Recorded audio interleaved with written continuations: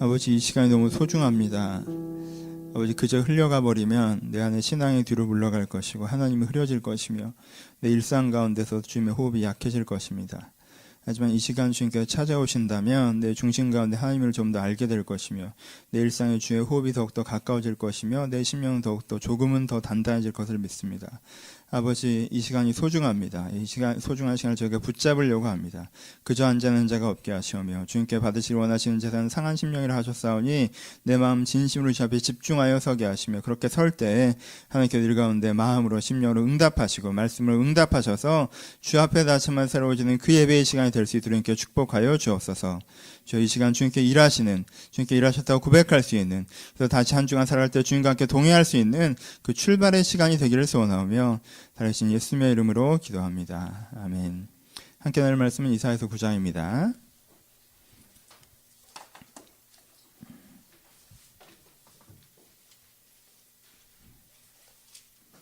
이사야서 9장 1절에서 7절 말씀입니다. 이사야서 9장 1절로 7절 말씀.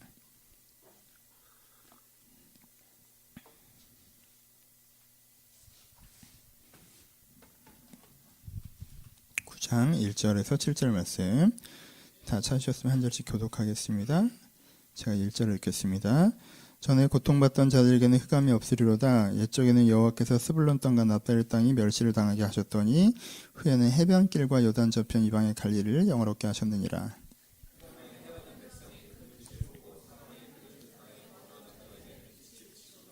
주께서 이 나라를 창성하게 하시며 그 즐거움을 더하게 하셨으므로 추수하는 즐거움과 탈취물을 나눌 때의 즐거움 같이 그들이 주 앞에서 즐거워하오니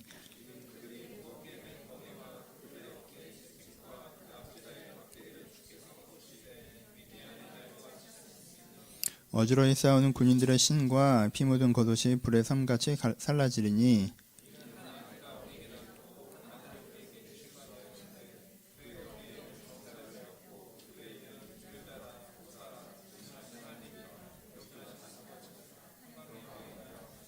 같이 읽겠습니다.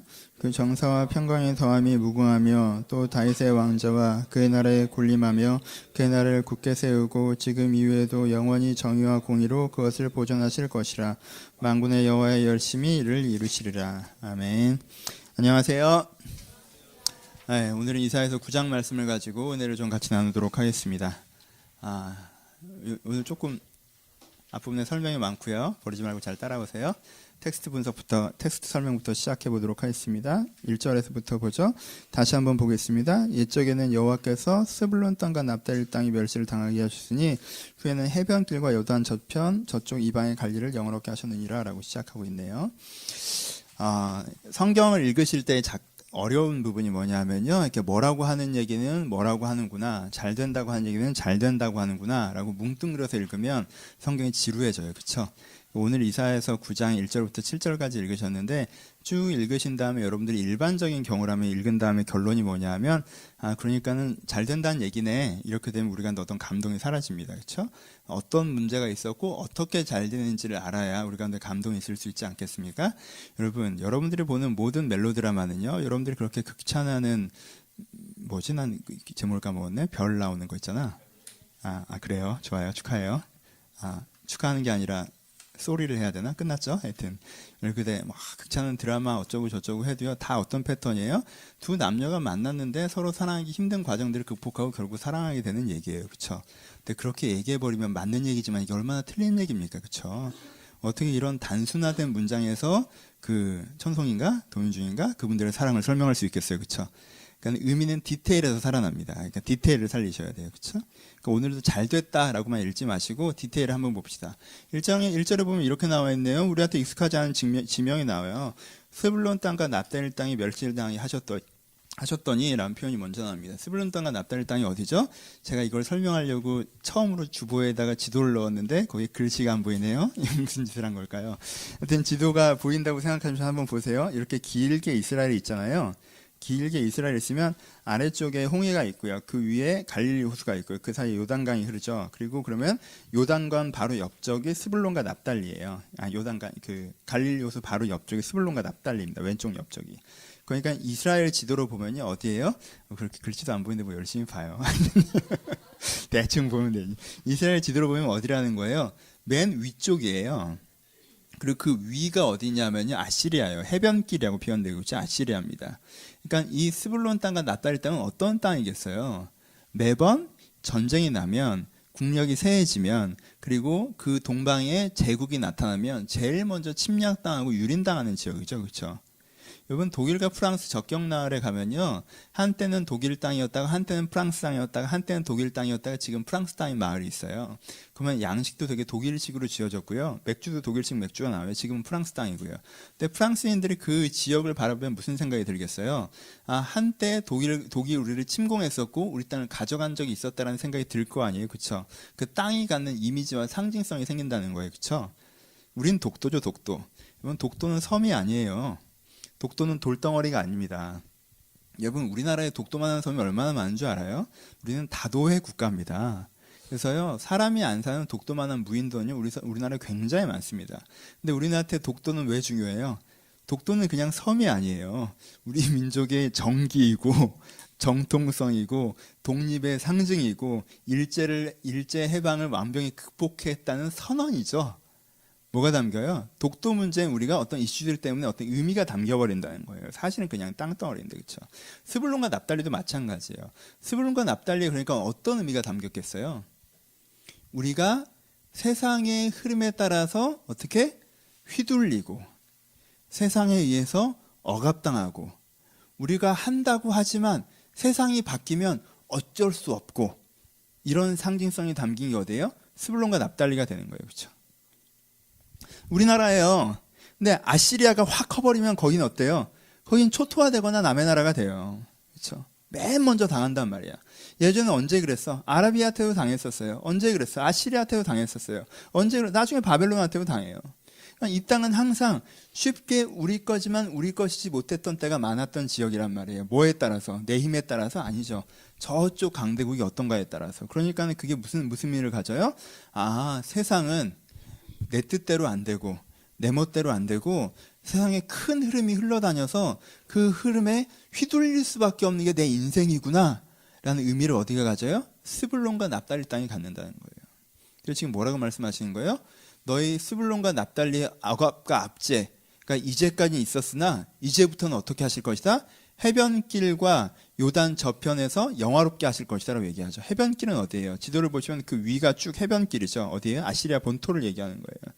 물론 본토는 저 대륙까지 뻗쳐져 있지만 이스라엘 입장에서는 해변길이라고 많이 표현했어요. 그 위쪽을. 그렇죠? 그럼 그 위쪽, 그리고 요단 저편은 어디예요? 아라비아 쪽이죠. 그렇죠? 요단 저편 갈릴리라고 써요. 이건 좀 딴 얘기인데, 요단 저편 갈릴리라고 써져서 여러분 또 갈릴리는 알잖아요. 반갑잖아요. 그렇죠? 아, 갈릴리, 예수님 태어나신 갈릴리. 아, 그러니까 신약의 예언인가 보다 이렇게 휙 가버리시는데, 여기서 요단 저편 갈릴리라고 써져 있어요. 근데요, 보시면 지도를 보시면 알겠지만 갈릴리는 요단 이편입니다. 스불론과 납달리 땅을요, 나중에 갈릴리 땅이라고 불렀어요. 그러니까 요단 이편이 우리 땅이었던 거예요. 요단 저편 이방의 갈릴리라는 말이요, 지명으로 얘기하면 말이 안 돼요. 근데 좋은 성경을 보시면요, 갈릴리 자 위에 조그맣게 이자라고 표시된 게 보이실 거예요. 그리고 그 밑에 지경, 영역 이렇게 써져 있을 거예요.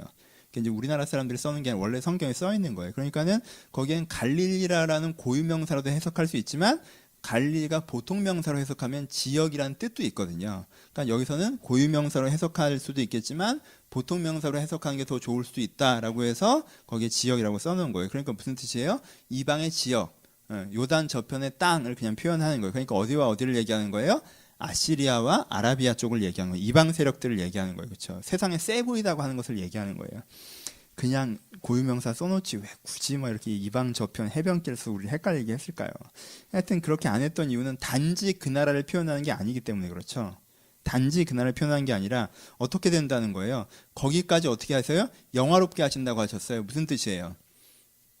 예전에는 스불론과 납달리, 예전에 어떻게 했어요? 세상이 흐름이 바뀌면 그 세상의 흐름에 따라서 휘둘리면서 살았던 게 너희 인생이지, 세상의 구조나 여건이 바뀌면 그 구조나 여건에 따라서 억눌리고 치이던 게 너희 인생이지, 근데 어떻게 될 것이다?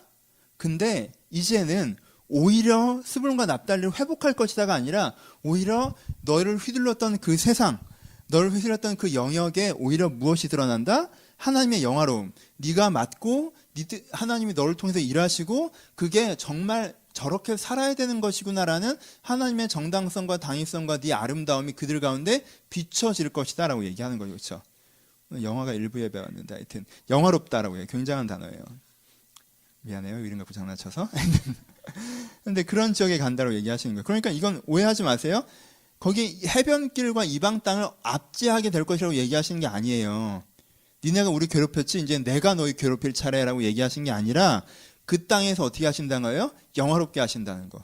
우리의 온전함이 회복되면서 그들 가운데 뭐가 맞는지 비춰지게 하신다고 하시는 거예요. 그렇죠? 이것이 첫 번째 이슈입니다.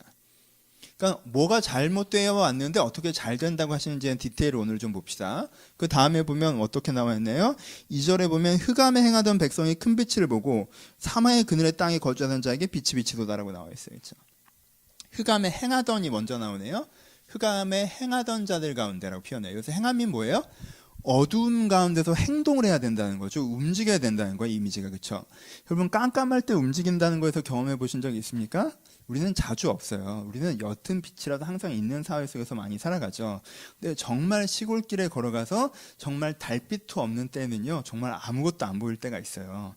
그리고 저는 예전에 어릴 때 지하 2층에서 일부러 그 비상구 전등까지 끄면요. 정말 깜깜하거든요. 그리고 잡기놀이 하면 정말 재밌습니다. 전 옛날에 교회에서 그 짓을 많이 했었는데 비상구 그 등을 다 빼요. 그런 다음에 전체 딱 턴오프를 하면요. 주차장에서요. 정말 뛰어가다가 바로 앞에 벽이 있어도 몰라요. 그래서 이렇게 됩니다. 재밌어요. 몇 명 다 크게 다치는데. 그럼 어떻게 다닐 수밖에 없어요? 더듬고 다닐 수밖에 없죠. 그렇죠? 사람이요. 앞이 안 보이잖아요. 그럼 더듬는다? 더듬어요. 벽이 있으면 아 이게 벽인가 보다 이렇게 간단 말이에요. 그렇죠?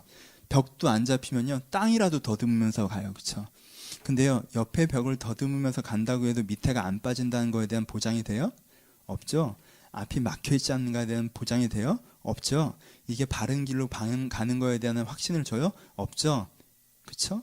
이게 흑암에 행하는 이미지예요. 어떻다는 거예요? 이게 요즘식으로 좀 더 표현하면 내일이 안 보인다는 거예요. 그렇죠? 깜깜한데 행동을 해야 돼요. 깜깜한데 살아야 돼요. 어두운데 내일이 안 보이는데 난 내일로 걸어가야 된단 말이야. 그럼 어떻게 할 수밖에 없어요? 더듬거리는 수밖에 없잖아. 누가 이렇게 하면 된대라고 하면 그거 갖고 붙잡고 가고 누가 이런 기회를 준대 하면 그거 붙잡고 가고 요즘은 이게 그래도 좀 잘 된대 하면 그거 붙잡고 가고 흑암에서 더듬거리면서 행동한단 말이에요. 그렇죠? 내일이 안 보이는 삶. 이 이미지예요. 거기에 빛이 비친다고 하는 부정적인 얘기 먼저 합시다. 거기 빛이 비친다는 거예요. 내가 더듬거리면서 사는데 빛이 비친다고 하는데 어떤 빛이 비친다고 그랬어요? 큰 빛이 비친다고 그랬어요. 그렇죠? 큰 빛이 비친다는 건 뭐예요? 더듬거리고 가는데 작은 빛이 비치는 개념이 뭐냐면요. 칠흑 같은 바다, 별도 달도 보이지 않는 바다에서 멀리 항구의 등대에 불빛이 보이는 게 작은 빛이에요. 그렇죠? 그러면 여긴 깜깜해도 저쪽 방향에 맞는 것 같아. 이렇게 가는 게 어떻게 하는 거예요? 작은 빛을 보는 거예요. 그렇죠? 큰 빛은 태양이 떠오르는 거죠. 내 위치도 보이고 내 주변도 보이고 바다 물결도 보이고 항구 도시도 보이고 항구 도시 위에 하늘도 보이고 전경도 보이고 다 보이는 거예요. 전체가. 아, 내가 오늘 뭘 하고 있는 거고 내 주변 환경은 어떤 의미가 있고 앞으로는 세상이 어떻게 될 것인데 그렇게 해서 나는 저렇게 살아야 되니까 지금 이 방향으로 가면 되고 이게 다 보이는 거예요. 그렇죠? 이게 큰 빛의 상황인 거예요. 뭐에서부터? 더듬거리던 상황에서부터. 여러분 더듬거릴 땐 뭐가 문제예요? 능력이 문제예요? 아니에요. 어둠이 문제인 거예요. 그렇죠? 방향의 부재가 문제예요. 근데 방향의 부재가 여기가 완전히 깜깜한데 저 문에 비상구 빌빛 하나 켜져 있어요. 그럼 내가 앞에 어떤 장애물이 있는지는 모르고 그냥 저기만 보고 가는 거잖아요. 그렇죠? 이게 작은 빛이에요. 근데 큰 빛은 저기도 보이는데 여기도 보이고 여기도 보여요. 그렇죠? 그러니까 내가 자연히 알아서 여기 돌아서 부딪히지 않고 저기로 나갈 수가 있는 거겠죠. 그렇죠? 이게 큰 빛의 상황인 거예요. 내가 뭘 하고 있고 어떤 사람이고 어떤 상경이며 어디로 가야 될지도 전혀 모르다가 하나님의 빛, 진리의 빛에 앞에서 근거하여서 뭐가 잘못되고 뭐가 맞고 어디로 가야 되는지 내 인생과 세상과 전체 판이 보이기 시작하는 게 큰 빛이 비춰진다고 얘기하는 거예요. 더듬으면서 살다가. 그 다음엔 뭐라고 얘기하십니까? 그 다음엔 사망의 그른진 땅에 거주하던 자에게 빛이 비치도다라고 표현해요. 앞이랑 조금 다릅니다. 사망의 그른진 땅에 대한 이미지는요, 우리는 사망의 그른질 땅 하면 어떤 걸 떠올라요? 사망의 그른질 땅은 왠지 좀 이거 공포영화 이미지 떠오르죠. 왠지 시커먼 어떤 동굴 비슷한 거기에 괴수가 살 것 같은 이런 이미지, 이런 게 아니라 사망의 그른진 땅이라는 건요, 그늘진 땅의 이미지를 생각하시면 돼요. 그늘진 땅 아세요? 그늘진 땅? 우린 이 느낌이 좀 약한데 봅시다. 저 예전에 올해 대관령 눈꽃마을 갔다 왔어요. 눈꽃마을 아세요? 눈꽃마을 좋아요. 가봤어요? 눈꽃마을 좋아요. 눈꽃마을이라는 데가 있어요. 우리나라에서 눈이 제일 많이 오는 데래요. 뻥이에요. 눈이 제일 많이 오겠어요? 그 마을만? 말도 안 되죠. 근데 왜 눈이 제일 많이 오는 마을에 갈까요? 마을이요, 그늘졌어요. 해가 안 들어요. 그러니까 온 눈이 안 녹는 거예요. 그러니까 그 초입까지만 해도 눈이 다 녹았는데요, 거기만 눈이 안 녹고 그대로 있어요. 왜? 하루에 햇살이 거기에 비치는 시간이 절대적으로 적은 거예요. 왜? 산그늘이 사방으로 져가지고 그런 태양이 잘 들어오질 않는 거예요. 그러니까 눈이 안 녹는단 말이에요. 이게 그늘진 땅이에요. 근데 여기를 왜 사망의 그늘진 땅이라고 할까요? 눈꽃마을을 하려고 하면 좋겠지만요, 사망의 그늘진 땅에서는요, 그늘이 하루 종일 드리워서 뭐가 안 돼요? 농사가 안 된 이미지가 더 강해요. 뭘 키울 수가 없는 거예요. 그렇죠? 내가 뭔가를 해요. 여러분, 농사를 짓는다는 건요, 인생을 산다는 건요, 내가 오를 하잖아요. 그럼 세상이 오를 해줘야지 뭔가 열매가 맺혀지거든요. 그렇잖아요. 여러분 혼자 잘나서 살 수 있는 게 아니잖아요. 세상이라고 하는 게. 세상은 내가 최선의 오를 하면 세상이 오를 해줘야 내가 열매를 맺을 수가 있거든요. 근데 내가 오를 해도 햇살이 비치지가 않아요. 씨를 뿌려도, 내가 모내기를 해도, 내가 과일나무를 심어도 햇살이 비치지가 않으니까 말라 죽는단 말이에요. 열매를 기대할 수가 없어요. 죽음의 땅이죠. 무슨 뜻이에요? 지금 이 사람 인생이 어떻다라는 거예요? 내가 뭔가를 해도 세상이 받아주질 않는다라는 거예요. 그렇죠? 내가 뭔가 최선을 다해서 한다고 해도 세상이 나를 돕고 세상이 나를 격려하고 세상한테 계기를 만들어줘야지 결과가 나올 수가 있는 건데 그게 하나도 없다라는 거예요. 그래서 이 사람이 지금 서 있는 인생이라고 하는 게 그렇게 사망의 그른진 땅에서 살고 있는, 그렇죠? 내 처지가 그렇다는 거예요. 그렇죠? 거기에 뭐가요? 빛이 비친다고 하죠. 여기서의 빛은요, 아까 했던 밝음의 이미지보다 온기의 이미지입니다. 그렇죠? 따뜻한 따사로운 햇살, 잎새가 푸르르게 하고 열매가 자라게 하고 곡식이 있게 하는 그 푸르른 따뜻한 햇살의 이미지예요. 그러니까 뭐가 온다는 거예요? 그전에는 하나님의 도움, 세상의 도움이 없는 것 같았으면 내가 하는 것에 대해서 하나님의 도움, 세상의 도움, 하나님의 햇살이 내 인생을 비춰줘서 그것이 자라나고 열매 맺을 수 있도록 하는 하나님의 도우심, 하나님의 힘주심이 이 사람에게 있을 것이라고 얘기하는 거죠. 그렇죠? 그 다음 구절 갑시다. 그 다음 구절은 뭐가 나오냐면요, 즐거움에 대한 얘기가 나와요. 여기까지만 하면 돼요. 주께서 이 나라를 창성하게 하시며 그 즐거움을 더하게 하셨으므로 추수하는 즐거움과 탈취물을 나눌 때의 즐거움이라고 얘기해요. 두 가지 즐거움을 얘기하죠. 첫 번째 즐거움은 뭐예요? 추수하는 즐거움이에요. 여러분, 추수하는 즐거움이 어떤 즐거움인지 아시죠? 추수하는 즐거움은요, 농사 지은 사람이 느낄 수 있는 즐거움이에요. 그렇죠? 봄에 씨를 뿌리고 여름에 수확 없는 노동을 하고 근데 가을에 그걸 한꺼번에 걷는 거잖아요. 얼마나 기쁘겠어요. 여러분, 한 달에 언제가 제일 기뻐요? 일하시는 분들. 일할 때 되게 재밌고 기뻐요? 월급날 기쁘죠? 카드값도 막아주고 오늘 왠지 밥을 사 먹어도 될 것 같고 괜찮아요. 좀 써도 될 것 같은 월급날 기쁨이 오잖아요. 그렇죠? 그런데 여러분 농사 지으면 얼마나 힘들겠어요. 이게 언제 오는 거야? 매달 안 와요. 나 월급이 더 좋은 것 같아. 그치? 진짜 연봉이라고 생각해봐. 가을에 10월 17일 정도에 한 해의 돈을 한꺼번에 줘. 1년 동안 안 줘. 좋으려나? 목돈이 생기니까? 쪼개서 살아야 되니까 어렵지 않을까? 하여튼 추수는 그런 식이란 말이에요. 그렇죠? 내가 매일매일 노력했지만 그 결과가 보이지 않다가 그 결과가 때가 참해. 그 완벽한 때가 왔을 때 그것이 온전히 나에게 한꺼번에 이루어지는 거란 말이에요. 그렇죠? 그게 추수의 즐거움이에요. 그렇죠? 이 추수의 즐거움을 그들간에 회복시키겠다고 하셨어요. 여기서는요, 그 다음 구절이랑 연결된 거예요. 그럼 그 반대는 뭐겠어요? 현재 상황은 4절에 나와요. 이는 그들이 무겁게 맨 멍에와 그들의 어깨의 채찍과 그 앞제의 막대기를 주께서 꺾으시다라고 표현돼요. 그러니까 지금 상황은 어떻다는 거예요? 무거운 멍에를 메고 있고 어깨에 채찍이 떨어지고 있고 앞제자에 막대기가 있다라는 거예요. 이게 누구예요? 먹에 메고 있고 누가 나를 채찍으로 때리고 막대기를 들고 나를 또 잘못하면 때려요. 이 사람 무슨 이미지예요? 노예의 이미지죠. 그렇죠? 노예예요, 노예. 노예가 뭡니까? 이 여기서 강조한 엑센트에서 노예적인 이미지가. 여기서 노예는 어떤 이미지예요? 일을 해도 여러분 노예가요 농부보다 일을 더 많이 해요. 그렇죠? 노예가 일을 해요. 봄에 곡식을 뿌리고 봄에 씨앗을 뿌리고 여름에 내가 이것을 기르고 가을에 추수를 하고 노예는 일을 다 한단 말이에요. 근데 그 수확물을 누가 가져가요? 주인이 가져가요. 그렇죠? 그렇게 수확물을 주인이 가져가서 내 손에 떨어지는 게 없으니까 일을 하기가 싫어요. 근데요, 일을 안 할 수가 없어요. 왜?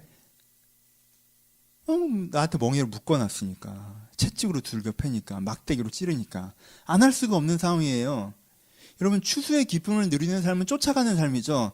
저 가을의 기쁨을 보면서 내가 오늘을 헌신해 나가는 거 왜? 저 기쁨이 있으니까. 하지만 노예의 삶은 쫓겨가는 삶이에요. 안 맞으려고 일하는 거예요. 안 하면 채찍이 날라오니까, 안 하면 막대기가 날라오니까, 내가 이 멍에에 묶여 있으니까. 그렇죠? 그러니까 이 사람이 어떤 삶을 살고 있는 거예요, 지금은? 노예 같은 삶을 살고 있는 거죠. 그렇죠? 노예 같은 삶. 일을 해도 대가가 없는. 이렇게 열심히 한다고 해서 내가 5년 후, 10년 후, 15년 후에 내가 이렇게 일하면 내가 이런 내가 추수의 기쁨을 누릴 수 있어. 그런 꿈을 꾸고 일을 하는 것이 아니라 그냥 그런 내가 일을 하는 것에 대한 수확은 다 다른 사람이 가져가는 것 같고 다른 사람이 취하는 것 같고 내가 일을 하는 것에 대한 수확은 내가 취할 수 없는 채여서 내가 일을 하기 싫지만 일을 안 하면 내가 어려워지기 때문에 힘들기 때문에 일을 안 하면 더 고생스러워지기 때문에 그것 때문에 일을 안 할 수가 없는 상황이 되는 게 노예의 현실이죠. 그렇죠? 근데 거기서 어떻게 하신다는 거예요? 노예적인 삶에서 그 멍에를 끊으시고 막대기를 꺾으시고 채찍을 찢으셔서 거기서부터 자유하게 하시는, 그래서 내가 일하면서 내가 누릴 수 있는 삶으로 인도하신다고 얘기하시는 거예요. 그렇죠? 한 가지 이미지가 더 나옵니다. 축복의 이미지에서 무슨 이미지가 나와요? 설명은 일단 첫 번째 단락은 여기까지 합시다. 그 다음에 나오는 게 탈취물을 나눌 때 기쁨을 누리게 하시겠다고 하셨어요. 그렇죠? 탈취물을 나눌 때 기쁨. 우리 이 이미지가 별로 좋지 않아요. 탈취물 별로 내가 왜 남의 걸 뺏어? 그렇잖아요. 탈취물을 나눈 기쁨을 우리는 누리고 싶지 않아요. 하지만 탈취물을 나눈다는 의미는 뭐가 있어요? 탈취물을 나눈다는 의미는 전쟁의 승리를 선언하는 상징성이에요. 그렇죠? 탈취물을 나눈다. 전쟁의 보상과 대가를 얻는다라는 거예요. 그러니까 지금 이 단어는 뭘 상징하는 거예요? 네가 싸웠던 전쟁에서 마침내 승리케 하실 것이라는 이미지를 가져요. 그렇죠? 그것도 그 다음 구절이랑 연결되어 있습니다. 다음 구절은 어때요? 5절이에요. 어지러이 싸우는 군인들과 군인들의 신과 피 묻은 겉옷이 불의 섬같이 살라지르니라고 표현되어 있어요. 어지럽게 싸우는 군인들, 그리고 신발, 피 묻은 겉옷. 여러분, 전쟁이 끝나면 뭘 하겠어요? 전쟁이 끝나면, 전쟁이 이기면 옛날 신발이 요즘 신발 같지 않잖아요. 그러니까 전투화, 그때 전투에서 신었던 다 헝클어진 그 신발을 벗어 던져요. 그렇죠? 그리고 뭘 해요? 피 묻은 내 겉옷, 내 찢기우고 내가 상처받고 칼자국이 나는 내 겉옷을 더 태워요. 그렇죠? 이 두 가지를 다 태워버린다는 의미가 뭐가 있어요? 전쟁이 끝났다는 선언이에요. 그렇죠? 내가 내일 또 싸우러 가야 되면 이 전투화 다시 꽉 묶어야 돼요. 이 피 묻은 옷 다시 입고 가야 되는 거예요. 그렇죠? 근데 이걸 다 태워버린다는 건 전쟁이 끝났다는 의미가 있어요. 근데 태워버릴 것이다 라고 얘기하셨죠. 지금은 어떻다라는 거예요? 어지러이 싸우고 있는데 피 묻은 옷과 그 전투화를 신고 싸우고 있는 게 이 사람의 현실이라는 거예요. 그렇죠? 이 사람의 오늘이에요. 보세요. 어지러운 싸움의 이미지를 좀 설명해 봅시다. 오늘은 설명이 많은데 구절구절들을 좀 이미지를 잡고 이해를 해보세요. 설명이 많아요. 보세요. 어지럽게 싸운다는 게 뭐예요? 옛날엔 전쟁을 하는 거 영화 보신 적 있죠? 옛날에 전쟁 어떻게 해요? 총 안 쓰잖아요. 그렇죠? 총 안 쓰고 어떻게 해요? 칼로 전쟁하는 거. 양쪽에 쫙 떼거지로 서 있어요. 저쪽 언덕 저편에 언덕 이편에 떼거지로 싹 서 있습니다. 그리고 뭐예요? 뭐 이렇게 막 소리 지르죠. 그렇죠? 막 이렇게 하다가 어떻게 해요? 그래서 고 하면 어떻게 된 거야? 서로 뛰는 거잖아. 그렇지? 얼마나 떨릴까? 이렇게 막 서로 뛰는 거예요. 그럼 꽝 부딪히죠. 부딪혀서 한쪽이 이기면 어떻게 돼요? 한쪽이 이기면요, 우리가 쫙 한꺼번에 몰려왔던 애들이 우리가 세잖아요? 그럼 우리가 계속 치면서 가는 거예요. 그렇죠? 우리가 한꺼번에 막 치면서 가는 거야. 우리가 이기고 있으면. 그럼 우리가 이기고 있는 걸 알아요, 몰라요? 알죠? 같이 막 이렇게 다 막 저쪽은 막 무너지고 도망가고 하는데 내가 계속 걔네들을 두들겨 패면서 가니까. 그렇죠? 근데 우리가 지면 어떻게 돼요? 지면 꽝 부딪혔는데 우리가 져요. 막 앞에 애들 다 쓰러져. 앞에 애들 다 쓰러져. 저기서 막 물밀듯이 몰려요. 그럼 나는 이제 슬슬 도망갈 준비하잖아요. 저기서 이제 막으면서 뛰는 거지. 그럼 내가 지는 걸 알아요. 근데 어지러운 싸움, 난전이 되면 어떻게 돼요? 영화에서 자주 나오죠. 꽝 부딪혔어요. 그래서 나는 깬다고 깨고 갔어요. 근데 내 옆은 지가 깨졌어. 그럼 어떻게 돼요? 적들이 내 뒤쪽으로 가죠. 나는 내 앞쪽으로 가고. 그리고 내 뒤쪽으로 가서 뒤에 있는 애들이랑 싸우기 시작하죠. 앞쪽으로 가서 앞에 있는 애들이랑 싸우기 시작해요. 그럼 어떻게 돼요? 대우가 양쪽 다 무너지죠. 그래서 섞여서 어떻게 해요? 섞여서 정신없이 싸우기 시작하잖아요. 어지러운 싸움을 싸운단 말이에요. 그렇죠? 섞여서 정신없이 싸우면요. 내가 이기는지 지는지 알아요? 몰라요. 그렇죠? 이기고 있는 건지도 모르겠고 지고 있는 건지도 몰라요. 그냥 내가 이 전쟁을 왜 시작했는지 기억이나 날까요? 안 나요. 이 전쟁에 이기느냐 졌느냐 그것도 생각 안 나요. 지금 왜 싸우는 거예요? 이 사람은 이제 어지러운 싸움이 되면 살려고 싸워요. 그렇죠? 3-4명이 칼 들고 달려든단 말이야.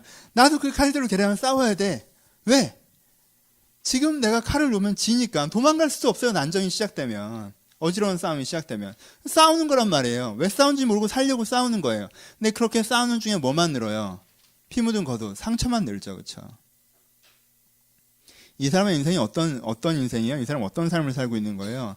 전쟁 같은 삶을 싸우고 있어요. 매일매일 싸움이에요. 매일매일 전투예요. 매일매일 싸워요. 근데 무엇을 위해서 싸운다? 잊어버렸어요. 내가 이기고 있다. 이런 생각 없어요. 왜 싸워요? 살려고 싸워요. 살려고 싸우는데 살려고 싸우는 과정 가운데 느는 건 상처뿐이에요. 그게 내 오늘이라는 거예요. 근데 이런 사람에게 뭘 주신다는 거예요? 노량물을 나누는 기쁨을 주신다. 무슨 뜻이에요? 승리의 기쁨을 주신다는 거예요. 네 싸움이 헛되지 않고, 네 싸움이 무의미하지 않고, 네 싸움이 패하지 않고, 네 싸움에 하나님께서 승리의 기쁨, 네 겉옷을 던져서 태우고, 네 신발을 벗어서 태우고, 이제 너는 그 노량물, 이 전쟁의 승리를 기념하는 기쁨을 함께 나누는 기쁨을 너희가 회복하신다고 얘기하시는 거예요. 그렇죠? 이미지가 이제 쭉 잡히죠? 이제 읽으면서 무슨 뜻인지 알 수 있겠죠? 합쳐봅시다. 그러면은 이 두 그림이 나와요. A라는 사람과 B라는 사람, A의 인생과 B의 인생, A의 인생에서 B의 인생으로 넘어가는 과정이 나오겠죠, 그렇죠? 저 두 그림이 나옵니다. 첫 번째, A라는 사람은 어떤 사람이에요? 이 사람 어디서 만나본 것 같지 않아요? 어디서 살아본 것 같지 않아요? 내 모습 같지 않아요? 정말 이미지가 그렇지 않아요? 이 A의 인생이 어떤 인생이에요? 세상이 바뀌면 나도 바뀌어요. 세상의 흐름에 따라서 내 인생도 흔들립니다. 난 내가 20살까지는 세상을 바꿀 줄 알았지, 그쵸? 내가 되게 대단한 사람인 줄 알았어요. 내가 뭔가 해낼 수 있을 줄 알았어. 세상이 왜 이 모양이야? 이렇게 돼야지. 라고 내가 나아가면 내가 뭐가 할 줄 알았단 말이야. 근데요, 안 그래요. 나는 그냥 나라의 큰 구조가 바뀌니까 나는 능력이 있건 없건 나는 정규직도 되게 어려운 상황이고 나라의 큰 구조가 바뀌니까 내가 어떤 성향과 성품의 사람이건 이런 일밖에 할 수가 없고 내가 사회의 기준들을 이렇게 탁탁탁탁 정해놨어서 난 그 정해준 구조 속에서 뛰기에도 바쁜 사람이란 말이에요. 난 스불론이고 난 납달리예요. 난 세상의 흐름에 따라서 눌리는 사람이지 세상을 바꿔나가는 사람이 아니더라는 거예요. 내 인생이 보니까. 그래서 내일이 안 보여요. 내일이 안 보여. 더듬더듬 지금 가고 있는데 다음 발자국 밑이 허공일지 바닥일지도 내가 잘 모르겠어. 지금 내가 몸을 움직이면 이게 부딪히는 건지 나가는 건지 잘 모르겠어. 그리고 이렇게 더듬거려서는 오늘 내가 안 부딪히고 오늘 내가 안 넘어지는 것 정도 겨우겨우 하는 거지 어디가 나가는 문인지는 알 수가 없다는 거예요. 어디로 가야 되는지는 알 수가 없어. 계속 그 컴컴한 데서 안 넘어지려고 버티고 헤매고 있는 것 뿐이지. 내 인생에 내일이 안 보인단 말이야. 그래서 내가 오늘 지금 뭘 하고 있어도 이게 결과가 나올 거라는 생각이 안 들어요. 암담하단 말이죠. 그 암담한 속에서 내 생활을 보니까 어떻습니까? 내 생활을 보니까 난 열심히 뭔가 하는데 이걸 누가 가져가는 것 같아. 난 열심히 사는데 그 결과가 나한테 돌아오는 것 같지가 않아. 그 결과가 나한테 돌아오는 것 같지가 않고 누가 이걸 가져가는지 모르겠어. 누구에겐가로 사라지고 거기에 난 노예고 거기엔 주인이 있어서 이 시스템이 주인인지 뭐가 주인인지 모르겠는데 누군가가 내 노동을 착취하는 것 같고 나는 열심히 해도 그 결과물을 누릴 수 없는 구조 속에서 그냥 달리는 것 같아. 지금 내가 인정받고 지금 내가 안정적이라고 하지만 이렇게 40살, 45살까지 달려가면 그냥 달려온 거지 그 다음에 내 손에 아무것도 안 남을 것 같단 말이야. 꿈을 보고 가는 게 아니야. 추수의 기쁨을 보고 가는 게 아니야. 그냥 오늘을 사는 거야. 왜? 내가 오늘 이걸 안 하면 내 뒤에 몽둥이가 날라오고 내 뒤에 채찍이 날라오는 것 같으니까. 그래서 내 인생을 한마디로 표현하면 전쟁 같아, 전쟁. 전쟁 같은데 뭘 위해 싸우는지도 모르겠어. 이 싸움을 이길 거라는 생각도 안 들어. 근데 싸우는 거야. 왜? 죽을 순 없으니까. 근데 이렇게 싸워나갈수록 처음에 이 전쟁 같은 삶을 시작했을 때는 처음에는 내가 잘 싸우는 것 같고 용기도 있고 했는데 싸울수록 힘들어. 왜요? 적은 끄짐없이 달려든 것 같고 내 인생의 상처는 계속 늘어나고 사람한테 받은 상처, 조직에서 받은 상처, 구조에서 받은 상처, 그 상처가 누적될수록 내 몸에서 피가 빠져나가는 것처럼 나는 점점 피로감이 누적돼서 전처럼 힘차게 몸을 흔들기도 어렵고 칼을 흔들기도 어렵고 그런데 이 싸움은 끝나지 않는 것 같고 이게 지금 아하스가 서 있는 현실이고요. 이게 지금 유다가 서 있는 현실이에요. 이렇게 살고 있어요. 지금 이 사람들이.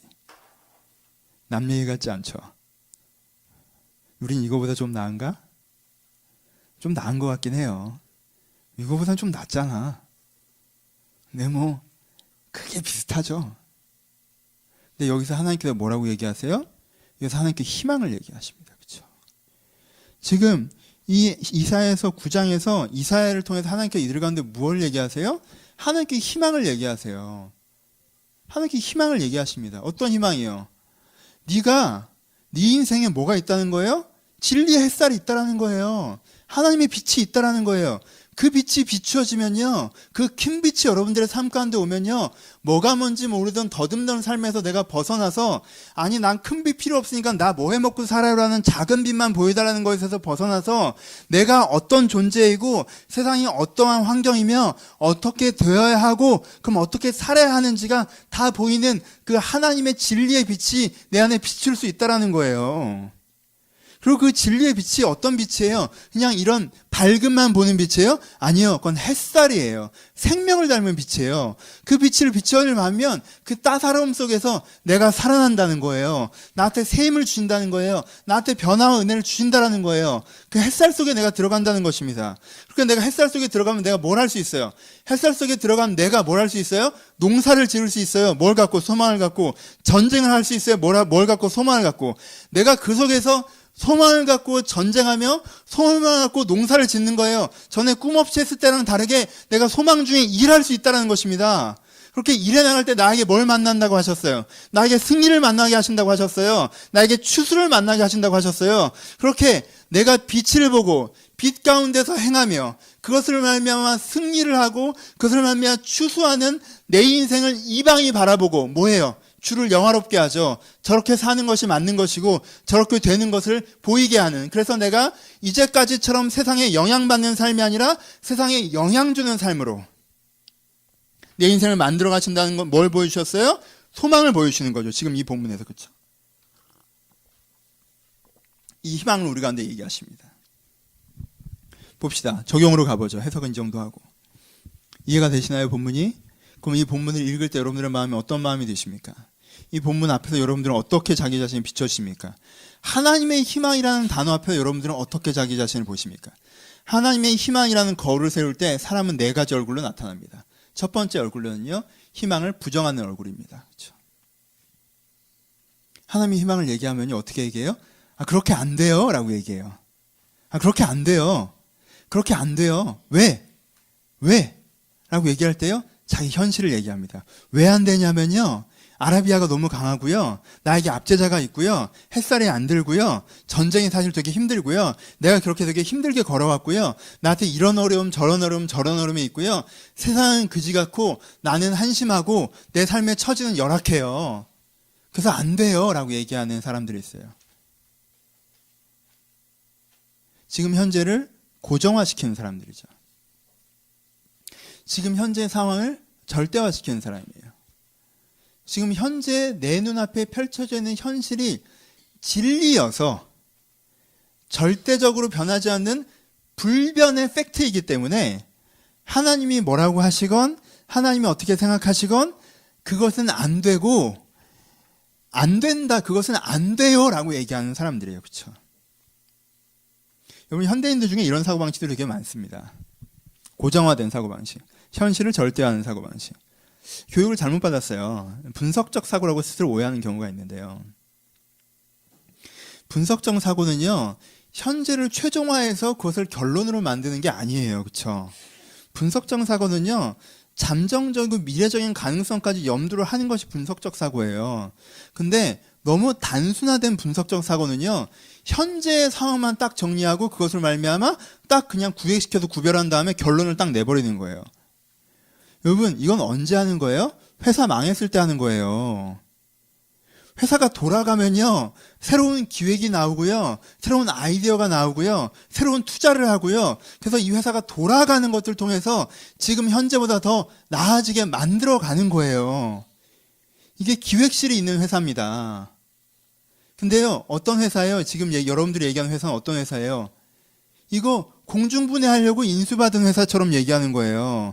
이 회사의 토지는 얼마고, 이 회사의 건물은 얼마고, 재고는 얼마고, 기계는 얼마니까 이거 팔면 얼마는 나와. 이런 관점으로 계속 자기 인생을 보는 거예요. 오늘 내 인생이 계속 돌아가고 있는데, 내 인생이 계속 움직이고 있는데, 이 움직임을 통해서 뭘 만들어낼 수 있다는 것을 보지 않은 상태에서 분석적인 시각은 그건 분석적 시각이 아니에요. 미래에 대한 예측이 없는 분석이 무슨 분석입니까?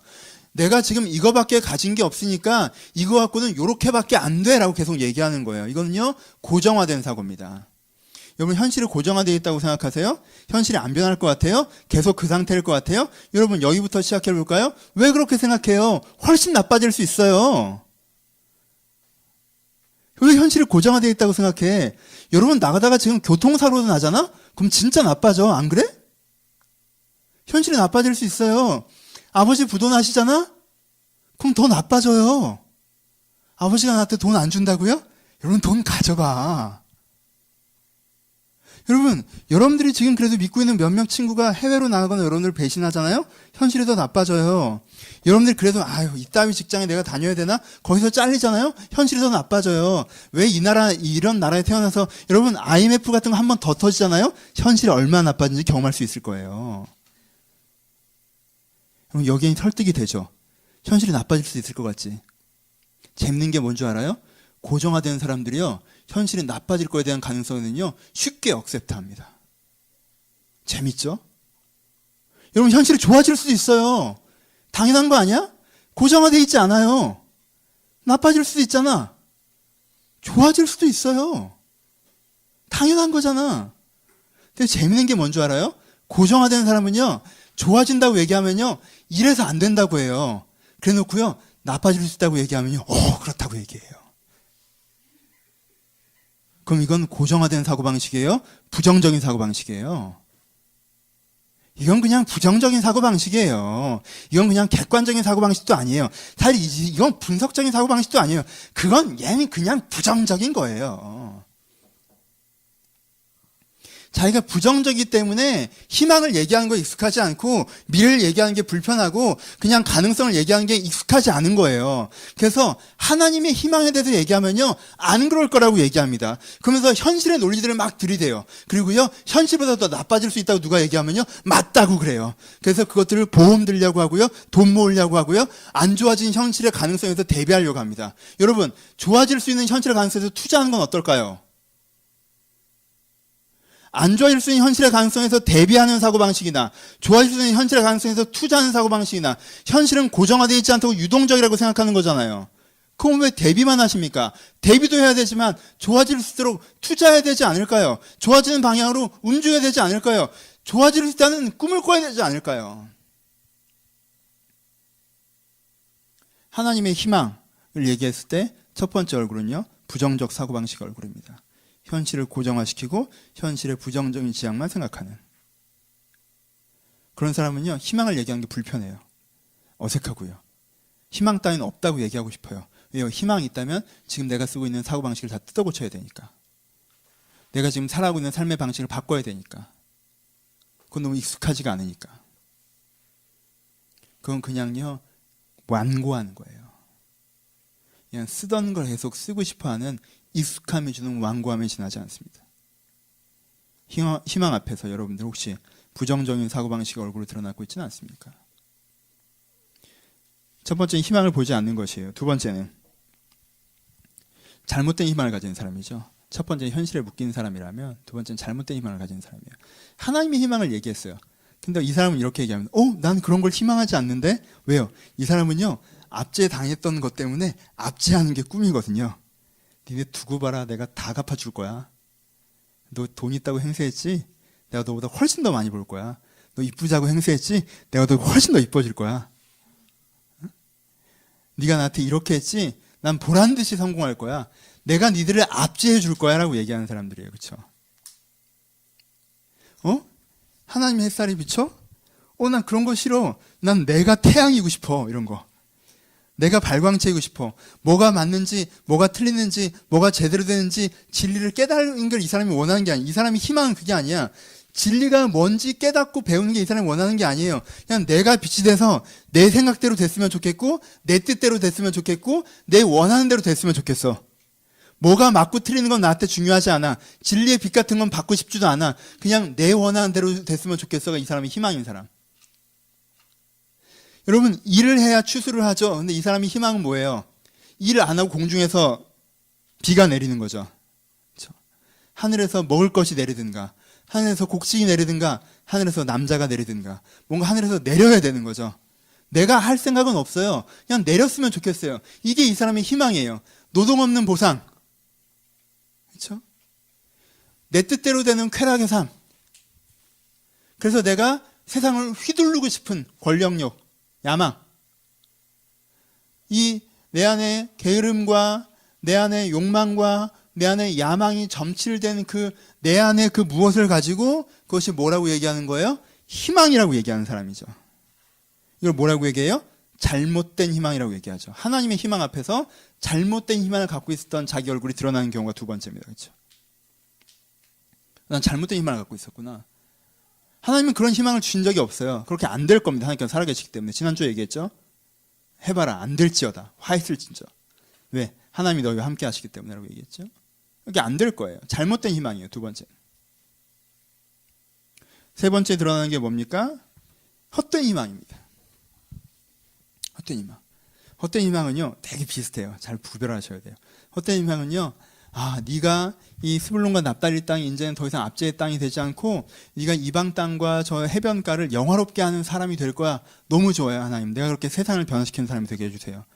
네 인생에 햇살이 비치고 네 인생에 빛이 비쳐서 네가 진리를 알고 그 진리를 이루어갈 거야. 하나님, 제가 추구하는 게 그거예요.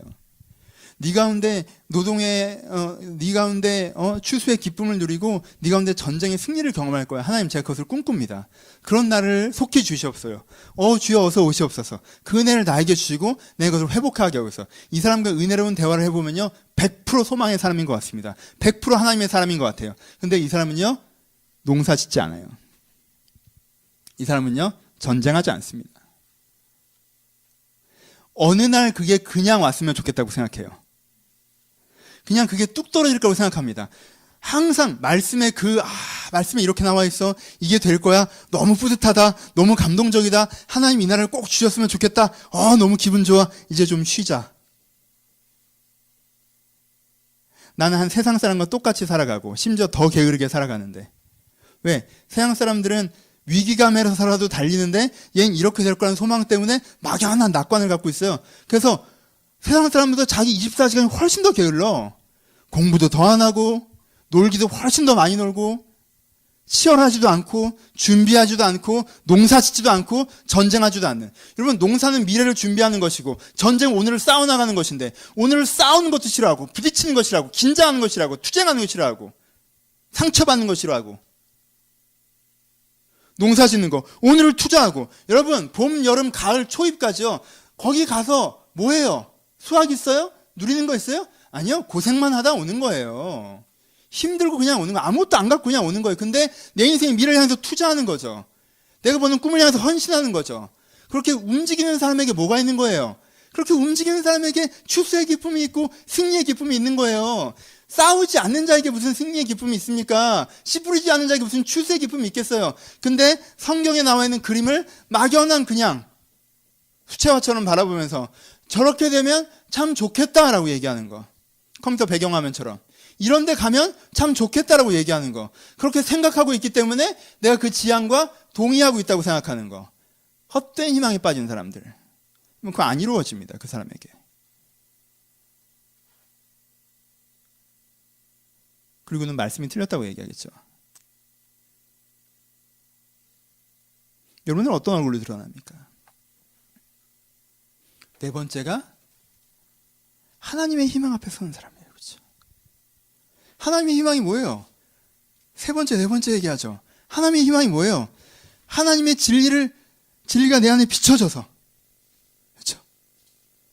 그 햇살이 나에게 힘을 줘서 내가 그 방향대로 움직이고 노동하고 싸워서 그 보상의 결과를 누리고 그 누림으로 주께서 맞다는 걸 세상 앞에 증거하는 삶, 이 삶을 살 수 있다라는 거예요. 이 희망을 보는 사람이에요. 이 희망을 보는 사람들의 특징이 두 개가 뭐가 있겠어요? 이 희망을 보는 사람 두 가지 특징이 뭐가 있겠어요? 오늘 주의 빛을 만나고자 하겠죠. 주님 뭐가 맞습니까? 어디로 가야 합니까? 그렇죠? 주님 무엇이 하나님의 뜻이며 하나님의 힘입니까? 주의 뜻을 찾는 게 이 하나님의 희망을 가진 사람의 첫 번째 특징이에요. 그리고 뭐 하는 게? 그 방향에 따라서, 그 주시는 힘에 따라서 움직이는 게, 농사 짓는 게, 전쟁하는 게 하나님의 희망을 가진 사람의 두 번째 특징이죠. 그렇죠?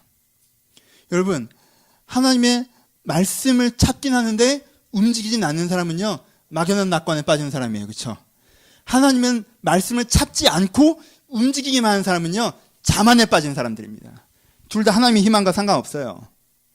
하나님 뜻을 찾고 그 뜻을 잡았기에 내가 그 뜻대로 걸어가면서 주의 추수의 날을 보는 그 삶을 살아가는 사람이 어떤 사람이에요? 하나님의 희망을 보는 사람이에요. 그렇죠?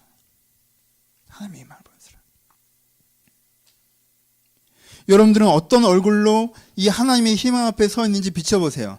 목사가 설교를 했고 이사야서 9장 말씀을 읽으시면서 이 9장 말씀이 이제 이해가 되실 텐데 이 9장 말씀이 보여주는 한 장면들을 보시면서 이 장면에서 보여주는 하나님의 희망 앞에서 내가 어떤 마음이 올라오는지 보세요. 내 마음이 올라오는 게 참 좋은 말이네. 되겠어? 되겠지. 근데 나한테는 안 될 거야. 그러십니까? 여러분은 현실에 묶인 사람이에요. 완고한 사람이에요. 부정적인 사고방식에 익숙한 사람이에요. 논리도 안 맞는 얘기를 되게 맞는 것처럼 읊조리고 있는 사람들이에요. 이상한 논리를 펼치는. 훅 올라오는 게 이렇게 되는 거 나 싫은데, 난 그냥 공짜로 됐으면 좋겠는데, 나는 내 생각대로 됐으면 좋겠는데, 주의 뜻을 확장하고 이런 거 나 관심 없는데, 진리를 알고 이런 거 나 관심 없는데, 그냥 좀 성공하고 편하게 사는 게 내 꿈인데, 잘못된 희망이 드러나는. 다 맞아. 나도 이렇게 되길 누구보다 꿈꿔. 이런 날이 빨리 왔으면 좋겠어. 하지만 난 이것을 위해서 노력할 마음은 없어. 다 맞아. 이런 날이 속히 왔으면 좋겠어. 하지만 난 주의 인도는 필요 없어. 내 힘으로 이걸 이루어낼 거야. 헛된 희망을 갖고 있는 사람. 여러분, 이 하나님의 희망의 거울 앞에서 여러분들이 하나님의 희망을 가진 자로 드러나야 합니다. 그때 여러분들 가운데 주님의 희망이 이루어질 수 있기 때문에 그래요. 이렇게. 한 가지 더 갑시다. 그럼 근거가 무엇입니까? 근거가 무엇입니까? 부정의 생각, 왜곡된 생각, 헛된 생각을 갖고 있는 여러분들이 이사야서가 얘기하는 근거는 뭐예요? 이런 일이 일어날 것이다라고 얘기한 다음에 6절에 이렇게 얘기하죠. 이런 일이 일어날 거예요. 이 승리의 삶과 이 회복의 삶과 이 영향력을 미치는 삶이 일어날 거예요. 왜? 6절에 이는 한 아이가 우리 가운데 나셨고 한 아들에게 주신 바 되었는데 그의 어깨는 정사를 메었고 그의 이름은 기묘자라 모사라 전능하신 하나님이라 영존하신 아버지를 평강의 하나님이 할 것임이라. 왜 이런 일이 벌어진다고 하겠어요? 한 아이가 우리 가운데 오기 때문에 이런 일이 일어날 수 있는 근거가 된다고 하셨어요. 희망의 근거가 있습니다. 왜 우리가 희망을 가질 수 있느냐? 희망을 갖는 게 좋기 때문에 희망을 갖는 것이 아니라 희망의 근거가 있다는 걸 구체적으로 얘기하십니다. 아까 했던 얘기랑 비슷한 얘기지만 구체적인 얘기예요. 희망의 근거가 뭐예요? 한 아이가 우리 가운데 난다는 거야. 예수님, 우린 이렇게 얘기합니다. 왜? 앞에 갈릴리도 나왔잖아. 갈릴리, 한 아이, 예수님이 태어나셨어. 그러니까 모든 일이 잘 될 거야. 우린 이렇게 생각하죠. 그렇죠? 여러분, 그 말이 틀린 말은 아니에요. 하지만 좀 자세히 보세요. 지금 그 얘기를 하고 있는 건 아니에요. 한 아이가 났어요. 그렇죠? 한 아이를 우리 가운데 주셨어요. 한 아이가 우리에게 낳고 한 아들을 우리 가운데 주신 바 되었는데 그 아들의 이름이 뭐예요? 이름이 기묘자라 모사라 전능하신 하나님이라 영존하신 아버지라 평강의 왕이라. 우리는 또 이렇게 막 이렇게 되게 감동적인 은혜로운 얘기 한꺼번에 하면 그런가 보다라고 해요. 끊어서 보세요. 지금 뭐라고 써 있습니까? 기묘자 모사라 뭐 이렇게 나오는데 우리나라 말이 좀 어려워요. 번역은 좀 더 정확한데 영어로 봅시다. 오늘 주보에 써 있어요. 어떻게 나와 있어요? His name will be called라고 나와 있죠. 그렇죠? 그리고 이름이 쭉 나와요. 뭐라고 나와요? 첫 번째가 기묘한 모사라고 우리는 끊어서 해석했는데 여기서는 연결해서 해석합니다. 끊어서 해석하는 것보다 연결해서 해석하는 자체는 더 맞습니다. 뭐예요? 원더풀 카운셀러라고 나와요. 그쵸? 그 다음에 뭐가 나와요? 마이티 갓이 나오고요. 그 다음에 이터널 파더가 나오고요. 프린스 오브 피스가 나와요. 그쵸? 무슨 의미인지 보세요. 맨 마지막에 평화의 왕자가 누구예요? 예수 그리스도죠. 성자를 얘기합니다. 그쵸? 그 다음에 이터널 파더는 누구예요? 영원한 아버지 누구예요? 성부를 얘기하죠. 그 다음에 원더풀 카운셀러를 누굴 얘기해요? 성령을 얘기하죠. 그렇죠? 그리고 합쳐서 뭐예요? 마이티가 위대하신 하나님이죠. 전능하신 하나님이죠. 그렇죠? 그렇죠? 그러니까 여기는요. 성자의 태어남을 얘기하는 본문은 아니에요. 단지 성자의 태어남도 포함되긴 하지만 성자의 태어남을 얘기하는 본문이 아니에요. 지금 누구를 얘기하는 거예요? 그 이름이 누구라는 거예요? 그 이름이 성부, 성자, 성령 그 하나님이라고 얘기하는 거예요. 그렇죠? 막연한 하나님이 아니라 성부, 성자, 성령 그 하나님이라고 얘기하는 거예요. 그럼 뭐라고 얘기하는 거예요? 하나님이 아이로 태어난다고 얘기하세요. 이게 무슨 뜻입니까? 아, 예수님이 태어난 거 너무 그러지 말고 하나님이 아이로 태어난다고 그랬어요. 아이로 태어난 그 의미가 뭐예요? 여러분, 한 세대가 잘못한 잘못은요. 지금 이 시대가 지금 난장판이죠. 아하스 시대가 난장판이죠. 그렇죠? 난장판이잖아요. 엉망진창이에요. 스불론과 납달리 날아가고 있고요. 압제자가 치고 있고요. 노동을 해도 수확이 없고요. 이 난장판이에요. 한 세대가 세상을 어질러 놓으면요. 제일 큰 피해자는 누구예요? 피해 당사자가 누구예요? 다음 세대예요. 여러분, 우리나라가 IMF 터지고 우리나라가 이렇게 인력난에 시달리고 청년 실업에 시달리고 이 무한 경쟁 시대의 구조로 만든 게 여러분들이에요? 아니, 우리 윗세대가 그렇게 만든 거야. 그분들이 잘못한 거 우리가 책임지는 거예요. 그렇죠? 물론 그분들이 잘한 게 많아요. 그 혜택도 우리가 드리죠. 그렇죠? 그분들이 잘한 거의 혜택도 우리가 드리고 그분이 잘못한 거의 혜택도 우리가 그분이 잘못한 것들에 대한 책임도 우리가 진단 말이에요. 그렇죠? 여러분들이 이렇게 대충 살고 막 살고 여러분들 이기적으로 살고 무한 경쟁으로 살고 이 사회를 고치려는 생각 없이 계속 이 신자유주의 구조적인 문제 이걸 가속화시키면서 계속 살아. 그럼 이 책임은 누가 져요? 다음 세대가 지는 거예요. 여러분 애들이 져요. 걔들이 사는 세상은 더 어려워지겠지. 그치? 포인트를 알겠어요? 한 아이가 이 세상에서 난다는 의미를 알겠어요? 여러분, 우리가 세상을 망쳐놨어요. 우리가 시대를 망가뜨려 놨습니다. 우리가 내 인생과 내 시대를 엉망으로 만들어 놨어요. 그럼 거기에 한 아이로 하나님이 오신다는 뜻은 뭐예요? 하나님이요. 우리가 망쳐진 세상의 문제에 대해서 1차적인 책임, 1차적인 피해, 1차적인 해결의 당사자로 서신다는 얘기예요. 하나님은요, 저 위에 서가지고 보좌에 앉으셔서, 야, 너 그렇게 하면 안 되지. 너 좀 잘하면 내가 도와줄 텐데. 아, 잘 안 하네. 못 도와주겠네. 야, 너 진짜 너 계속 그렇게 하면 내가 가만두나 봐, 너 진짜. 내가 내려가서 한번 그냥 착사를 내놓고 올라올 테니까. 아, 너 진짜 잘한다. 내가 넌 도와줄게. 이렇게 하고 있지 않다라는 거예요. 그 문제에 그냥 코치인 것처럼, 그 문제에 참견자인 것처럼, 그 문제에 이방인인 것처럼, 그 문제에 간접적으로 개입하는 평가자인 것처럼 그 문제에 서 계시는 것이 아니라 그 문제의 당사자로, 누구보다도 1차의 당사자로. 이거 내가 해결하지 않으면 안 돼. 망가뜨려 놓은 건 윗세대들이지만 어쩔 거야. 그분들 다 가셨는데. 그분들 욕할 거야? 원망할 거야? 그래서 무슨 문제가 생겨? 무슨 해결이 돼? 어쩔 수 없지. 우리가 만들어가야 되는 부분이 있는 거잖아. 그치? 그러니까 이게 내 문제고, 내가 해결해야 되는 거고, 내 삶이고, 내 문제고, 내 현장이고, 내 사람들이고, 내 나라는 생각으로 하나님이, 그 마이티가, 그 하나님이, 그 성부가, 그 성자가, 그 성령이 이것을 내 문제라고 생각하고 해결해 가신다라는 거예요. 그게 뭐예요? 희망의 근거라는 거예요. 우리가 왜 세상이 나아지고 내 인생이 변화되고 내가 지금은 엉망진창의 삶의 구조적인 문제성이 억압 가운데 살아가고 있지만 이 전체가 왜 해결될 수 있느냐? 하나님께서 희망의 근거 되시기 때문에 하나님께서 이 문제를 자기의 문제로 받아들이시고 자기의 문제로서 이 문제를 해결하려고 해가시기 때문에 이것이 내가 꿈꿀 수 있는 희망의 근거다라고 얘기하는 거예요. 왜? 그 하나님은 원더풀 카운셀러니까, 그 하나님은 마이티 가시니까, 그 하나님은 이터널 파더니까, 그 하나님은 프린스 오브 피스니까. 그 삼위가 이것을 내 문제라고 받아들이시고 내 문제라고 달려들어서 내 문제로서 해결하려고 하시는데 그 문제가 해결된다라는 거예요. 그게 우리의 희망의 근거예요. 그래서 뭐라고 얘기합니까? 하나님의 열심히 이를 이루실 것이라고 하는 거예요. 하나님께서 뭘 어떻게 하신다는 거예요. 하나님께서는요, 저 보좌 위에 서서 쟤 저거 저렇게 하면 안 되는데 쟤 저거 이렇게 해설자가 아니라는 거예요. 하나님께서 그걸 어떻게 하신다는 거예요? 열심히 하신다는 거예요. 니들도 니들 인생에 열심히 안 하는데 하나님은 열심히 하신다는 거예요. 내 인생을 바꿔보려고, 이 세상을 해결해 보려고 하나님께서 열심을 내신다는 거예요. 그게 우리의 뭐예요? 희망의 근거라는 거예요. 어느 쪽을 보십니까? 어느 쪽을 보세요? 우리가 하는 두 가지를 봐야 돼요. 이쪽을 보면요, 엉킨 세상이 보여요. 망가진 세상이 보인단 말이에요. 그쵸? 망가진 세상을 보면서요, 어떤 사람은요, 신자라고 얘기하면서도, 하나님 믿는다고 얘기하면서도요, 망가진 세상만 계속 쳐다보고 앉아있으면서 세상이 이 모양이고, 그래서 내가 안 되고, 막 그 얘기만 계속한 다음에, 하나님 왜 나한테 이렇게 하셨어요? 라고 얘기해요. 이 사람의 논리는 뭐예요? 상황이 곧 하나님이라고 얘기하는 거예요, 이 사람은. 이 사람은 상황이 신인 사람이에요. 운명론자죠.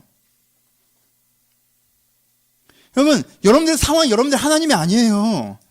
상황은 이렇지만 거기에 누가 계시다는 거예요? 하나님이 계시다는 거예요. 하나님이 거기 계시다는 거예요. 하나님이 그냥 나 여기 있어 라고 하시는 게 아니라 그 문제의 당사자로 어린아이로 우리 다음 세대 태어난 다음 세대로 계신다는 거예요. 그 하나님은 어린아이로 계셔서 열심히 하신다는 거예요. 그런데 그 하나님이 어떤 하나님이에요? 삼위의 하나님이에요. 마이티 갓이에요. 그러니까 이 문제 해결해 나가실 거라는 거예요. 이 두 가지가 내 눈에 동시에 보이고, 이 동시에 보이는 순간 내가 이것도 보이고 저것도 보이지만 이것이 맞아라고 붙잡는 거예요. 그게 여러분의 인생에 하나님의 소망을 만든다는 거예요. 여러분, 저도 목회를 시작하고요, 내 상황만 보면 내 목회가 끝났구나 했던 시점들도 있었어요. 내 개인사를 보고, 내 재정을 보고, 내 환경을 보고, 내가 그때 소속되어 있는 교회를 보고, 교회에서 내 위치를 보고, 내 상황과 내 능력과 내 감정과 내 모든 걸 보면요, 내가 목회를 여기서 못하겠구나 생각했던 지점도 있었어요. 그때 하나님 왜 나한테 이렇게 하셨어요? 하나님께서 나한테 목사라고 하는 게 하나님의 콜링이 아니었나 보다. 왜 나는 엉뚱한 소리를 들어서 여기서 이 지경이 됐지? 그러는 게 뭐예요? 환경을 보는 결론이죠. 그렇죠? 환경을 보는 결론이에요. 그때 제가 이렇게 기도합니다. 하나님, 내가 목회자를 하는 게 맞습니까? 하나님께서 저를 부르신 게 맞습니까? 첫 번째 질문. 두 번째, 지금 제가 여기 있는 게 맞습니까? 두 번째 질문. 목회자를 부르신 것도 맞고 여기 있으라고 하신 것도 맞아요. 그럼 상황은 끝난 거예요. 왜?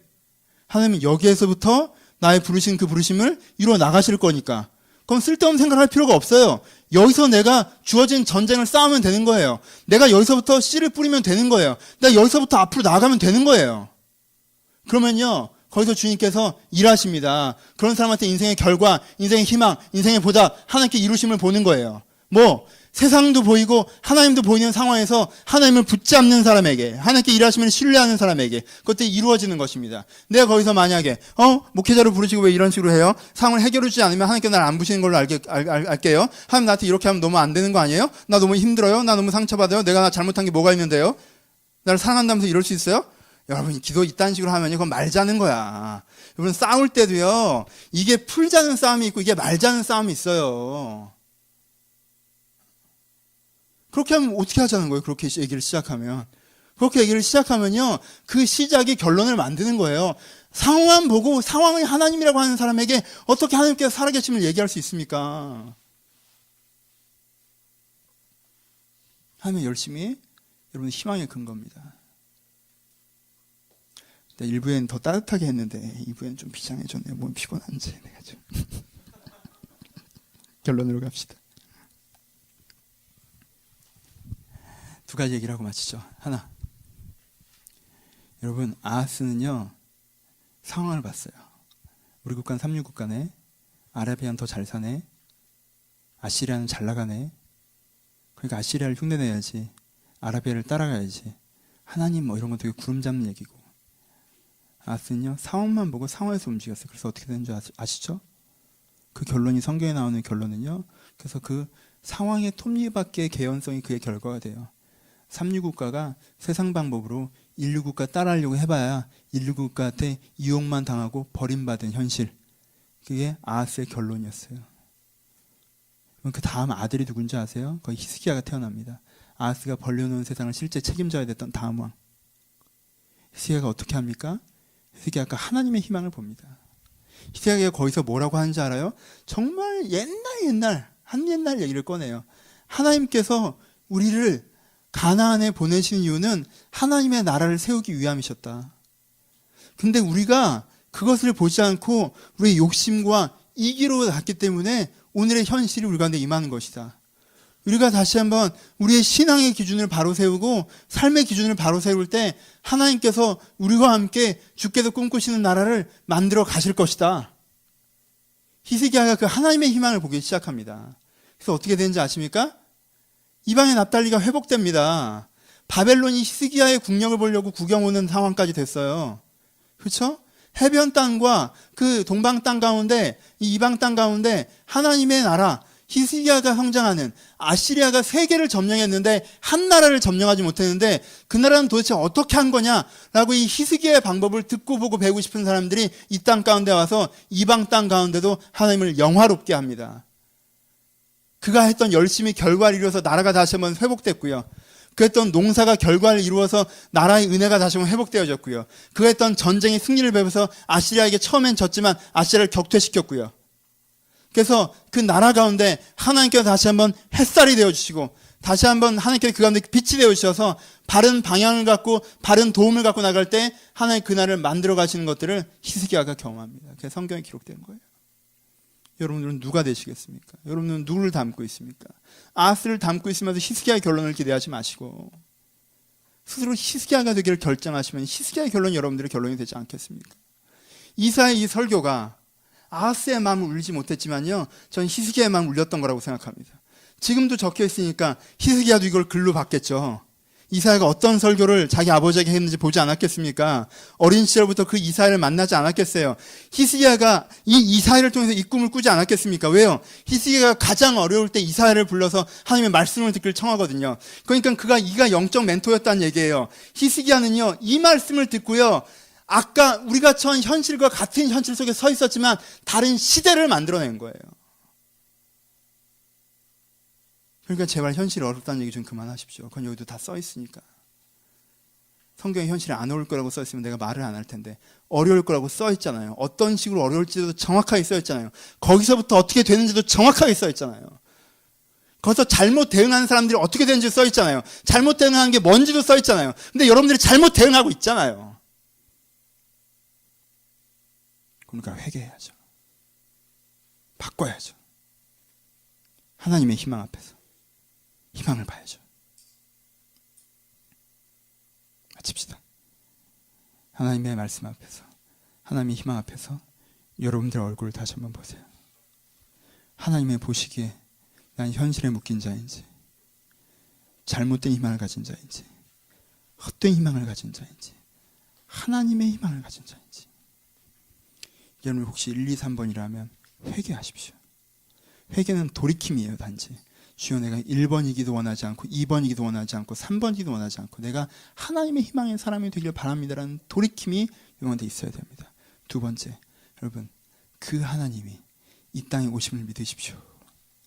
2000년 전에 예수님 태어나실 때 여러분 이 메시지에 담겨있는 큰 의미는요, 의미를 보시면요, 하나님이 이 땅에 태어나신다는 게 의미는요, 하나님께서 이 문제를 해결하는 당사자로 서신다는 거예요. 하나님께서 여러분을 고아와 같이 버려두지 않으십니다.